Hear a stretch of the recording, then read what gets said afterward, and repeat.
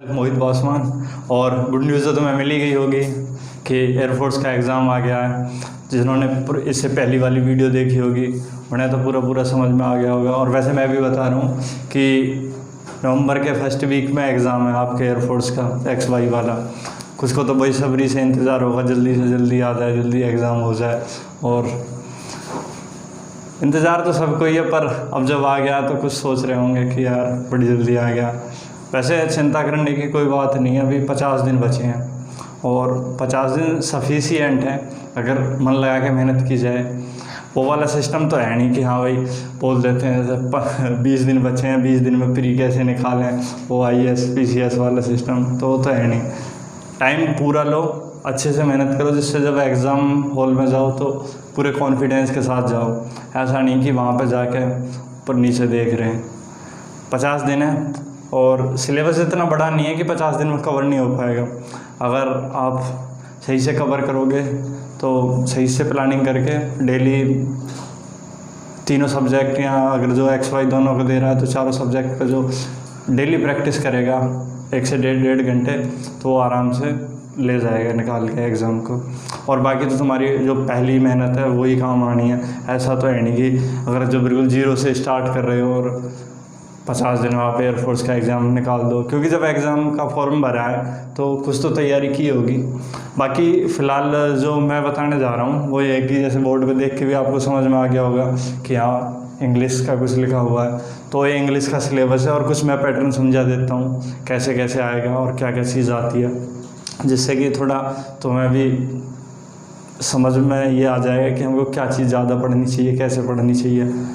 पता चला कि इंग्लिश वीक है और वीक में भी उसी पोर्शन पे लगे हुए, जिससे एक तो कम क्वेश्चन आते हैं और आते भी हैं तो वहाँ से जो सही होने के चांस हैं उनके बहुत कम रहते हैं। तो हर चीज़ की प्लानिंग ऐसी करो कि हाँ अगर भले ही टॉपिक, क्योंकि 20 नंबर की इंग्लिश आएगी X में या Y कोई सा भी, हाँ बहुत हो कुछ भी हो। अब ये तो टारगेट है नहीं कि हाँ 20 में से 20 ही लाने, मास्टर नहीं बनना है, सिर्फ सिलेक्शन चाहिए। तो सिलेक्शन के लिए एक कट ऑफ होती है, तो अप्रॉक्सीमेट अगर कट ऑफ के हिसाब से देखते जाएँ तो 12 से अगर 13 नंबर 14-15 तक आ रहे हैं तो और अच्छी बात है। बट ये है कि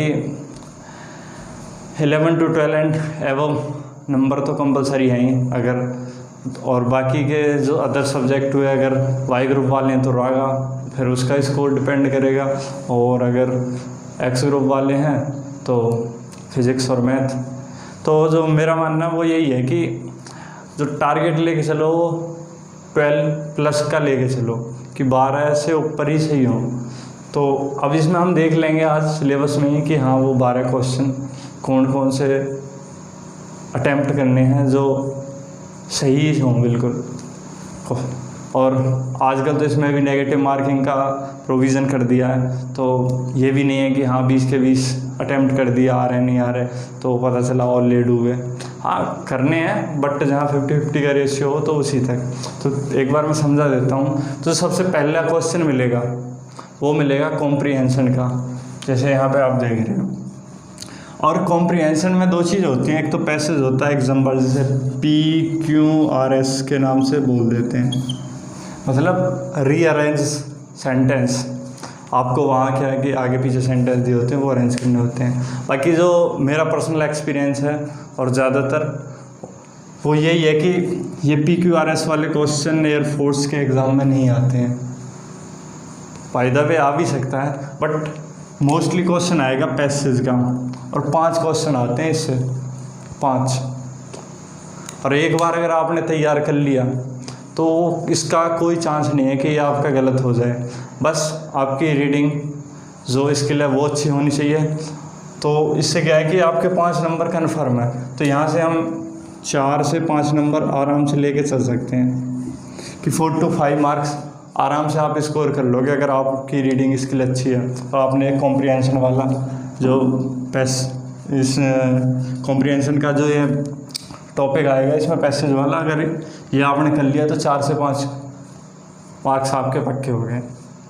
ठीक है, हम चलो यहाँ एक लिखते भी चलेंगे साथ में, जैसे 4+।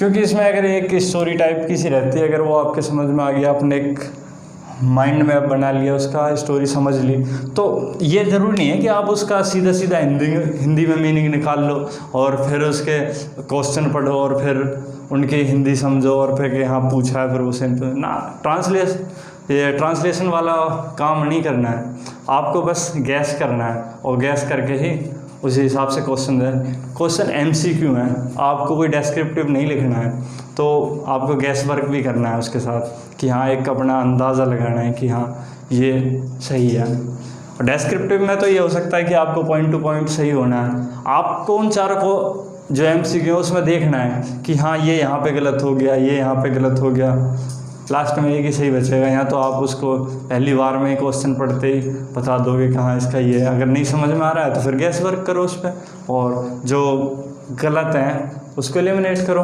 वो हम आगे बताएंगे कि किस टाइप से अटेम्प्ट करना है पैसेज, जो पैसेज की स्पेशल वीडियो होगी या जो भी लेक्चर होगा। उसके बाद वोकैब को मैं लास्ट में बताऊँगा, उसके बाद सीधे ग्रामर पे चलते हैं। टेंस में भी सेंटेंस,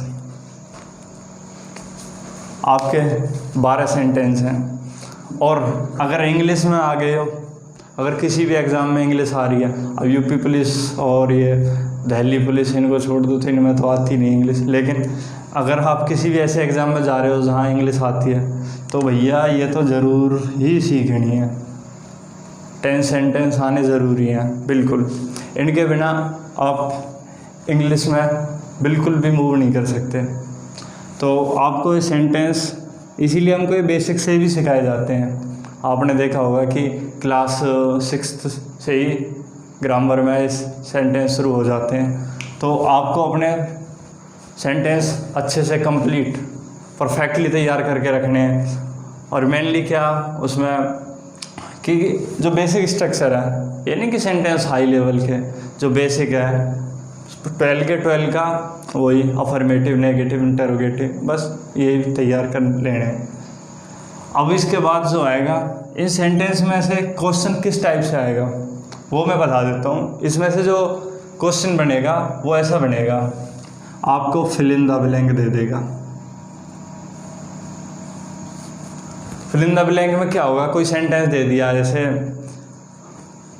प्रेजेंट इंडेफिनिट का या पास्ट इंडेफिनिट का, तो हेल्पिंग वर्ब के लिए दे सकता है फिल इन द ब्लैंक, या फिर ये दे देगा कि जो वर्ब है उसमें उसकी फॉर्म के हिसाब से कि इसमें कौन सी आएगी, या परफेक्ट का क्वेश्चन दे दिया तो उसमें कि थर्ड फॉर्म आएगी, तो उसमें आपको कई सारे 4 ऑप्शन मिल जाते हैं। तो एक फर्स्ट फॉर्म दे देगा वर्ब की, एक सेकंड, एक थर्ड और एक चौथा भी कोई ऑप्शन दे सकते, तो उस हिसाब से आपको वो समझना है। तो टेंस में तो इस टाइप के क्वेश्चन बन जाते हैं। और बाकी ये तो अगर आप वॉइस और नरेशन, जो एक्टिव वॉइस, पैसिव वॉइस और डायरेक्ट इनडायरेक्ट, उसमें भी क्या है कि आपको सेंटेंस में के बिना उसमें भी नहीं कर पाओगे, तो सेंटेंस तो सीखने ही सीखने हैं। उसके बाद अगर हम देखें पार्ट्स ऑफ स्पीच, ये भी बहुत इंपॉर्टेंट है। सीधे सीधे क्वेश्चन पार्ट्स ऑफ स्पीच से डायरेक्ट क्वेश्चन बनते हैं, कोई ट्विस्ट नहीं मिलेगा आपको, सारे के सारे पार्ट्स ऑफ स्पीच। और जो मोस्टली हैं, जिनसे मोस्टली ज़्यादातर क्वेश्चन बनते हैं, वो हैं कंजक्शन,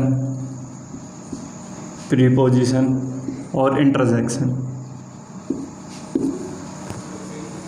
इन तीनों से सीधे सीधे क्वेश्चन, सीधे सीधे फिल इन द ब्लैंक आ जाएंगे कि हाँ इसमें कौन सा कंजक्शन आएगा, इसमें कौन सा इंटरजेक्शन आएगा, इसमें कौन सी प्रीपोजिशन आएगी। तो अगर इनका मान के चलें तो सेंटेंस से 1 to 2 कन्फर्म, और यहाँ से भी 2 से 3 मार्क्स का क्वेश्चन कन्फर्म बनता है। अब बात करते हैं वॉइस की, एक्टिव वॉइस और पैसिव वॉइस। तो यहाँ जो क्वेश्चन होगा वो ऐसा होगा सीधा कि एक्टिव वॉइस से पैसिव वॉइस में कैसे कन्वर्ट करें। आपको एक एक्टिव वॉइस दे रखा होगा और उसमें 4 आपको ऑप्शन में पैसिव वॉइस दे रखेंगे, तो जो सही होगा वो आपको टिक करना है। इसमें भी क्वेश्चन 1 to 2, तो 1 से 2 मार्क इसमें भी बनते हैं सीधे। और बात करें नरेशन की, डायरेक्ट इनडायरेक्ट, ये भी एक ऐसा, जो ये मैं सारे टॉपिक बता रहा हूँ ये ऐसे हैं जो आने ही आने हैं और डायरेक्टली आने हैं। नरेशन भी आना ही आना और डायरेक्टली कन्फर्म आएगा, 1 से 2। इसमें क्या है, कभी वाइस वर्सा भी हो जाता है कि आपको पैसिव वॉइस दे रखा है तो उसकी उल्टा पूछ ले कि इसका एक्टिव क्या होगा, तो वो भी ध्यान में रखना है, क्वेश्चन सही से पढ़ना है, ये भी ध्यान रखना है, ठीक है।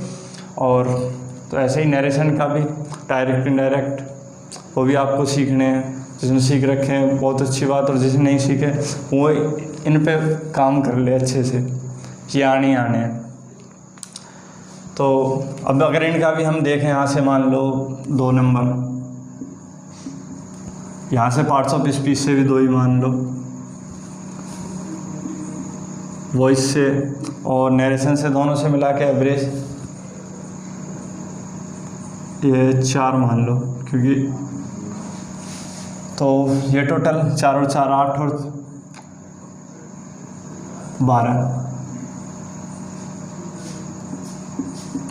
12 नंबर यहाँ से हो गया आपके। तो ये तो ऐसा पोर्शन है अगर जिस पे ग्रामेटिकल है, रूल्स हैं, और अगर आपने एक बार तैयार कर लिया तो इसमें 90% चांस रहते हैं कि आपके सही हों सारे, अगर आपने मेहनत किया। उसके बाद चलते हैं हम वोकैब की तरफ। तो जो वोकैब है ये इंग्लिश का 60-70%। तो ये ग्रामर और ये कॉम्प्रिहेंशन कर लेते हैं। जो 30 से जो 40% है वो ये वोकैब कवर करती है। मैं यही कहूँगा कि जो वोकैब है उसकी जो सक्सेस प्रोबेबिलिटी है कि अगर हम वोकैब तैयार करके जा रहे हैं और वो हमारी सही हो तो वो comparison of grammar and comprehension के कम है, तो इसको लास्ट में रखें। लेकिन ये नहीं है कि सारी वोकैब भी आपको लास्ट में रखनी है। वोकैब में भी कुछ पोर्शन ऐसे हैं जो आसानी से सही हो सकते हैं। तो जैसे एक एक करके हम इनको डिस्कस कर लेते हैं। जैसे 1 वर्ड, मैं प्रेफर करूँगा कि सबसे पहले आपको अगर वोकैब में तैयार कर रहे हो तो 1 वर्ड ही सबसे पहले याद करने शुरू करें, उनको समझें, और डेली टू डेली लाइफ में भी हमारे यूज़ होते रहते हैं तो इनको और अच्छे समझें। 1 वर्ड एक आने ही आना है कंपलसरी। उसके बाद ईडियम फ्रेज, इनको सेकंड प्रेफरेंस देते हैं कि ये आसान भी होते हैं। आज मुहावरे, जैसे हिंदी में मुहावरे होते हैं ऐसे ही इंग्लिश में ईडियम एंड फ्रेज होते हैं, तो ये भी एक पक्का आने ही आना है, कन्फर्म। 2, उसके बाद जो मैं जो तीसरा प्रेफरेंस देता हूँ वो देता हूँ स्पेलिंग को। स्पेलिंग, सारी स्पेलिंग रूल बेस्ड नहीं होती हैं, बट 90% सभी स्पेलिंग रूल बेस्ड होती हैं, और जो उनमें जो गलत स्पेलिंग लिखी होती है वो इस हिसाब से लिखी होती है वो किसी न किसी रूल का वॉयलेशन कर रही होती है, किसी रूल को वॉयलेट कर रही होती है, तो हम उसे आसानी से डिटेक्ट कर सकते हैं। थोड़ी प्रैक्टिस, थोड़ी समझदारी और थोड़ी जानकारी, स्पेलिंग सही हो जाती है, और ये भी 1 नंबर कन्फर्म आनी है। तो वोकैब में जो पहली या 3 चीज़ बताई हैं ये प्रेफरेंस पे रखनी है अगर आप वोकैब को जब प्रिपेयर कर रहे हो तो। उसके बाद जो बचते हैं वो सिनोनिम और एंटोनिम। आते तो ज़्यादा नंबर के हैं, कभी कभी ये दोनों को अगर मिला के बात करें तो 3 से 4 नंबर तक आ जाते हैं। एक अप्रोक्सीमेट डाटा है लगभग, तो इनको सिनोनिम और एंटोनिम अगर आपका लक अच्छा है तो ऐसे ऐसे आ जाएंगे कि आप उनको बिना प्रिपरेशन के भी यहाँ कोई नॉर्मल प्रिपरेशन से ही कर सकते हो, और कभी कभी ऐसे भी आ जाएंगे आप कितने भी सारे एंटोनिम सिनोनिम तैयार करके जाओ बट नहीं हो पाएंगे। तो इसमें से भी देखें तो मोस्टली ये जो 3, 1, 2 और 3 अगर इनको लें 15 मार्क्स, आपके 15 नंबर आसानी से स्कोर हो जाएगा इसमें 15 नंबर का। और जो कि एग्ज़ाम की कट ऑफ के लिए इंग्लिश सेक्शन के लिए काफ़ी अच्छा स्कोर रहेगा। वैसे तो अगर आप 8 to 10 मार्क्स स्कोर कर रहे हो तो आप क्वालिफाई हो जाते हो इंग्लिश के सेक्शन में। बट अगर आपको फाइनल कट ऑफ तक जाना है तो आपको 15-14 ऐसा अच्छा स्कोर करना होगा, जिससे कि आप लास्ट मेरिट तक बने रहें। तो ये था आज इंग्लिश सेक्शन का। नेक्स्ट वीडियो में मिलेंगे फिर अदर सब्जेक्ट के साथ। तब तक आप इस पे अपना काम कीजिए इंग्लिश वाले पोर्शन पे। Thank you for watching.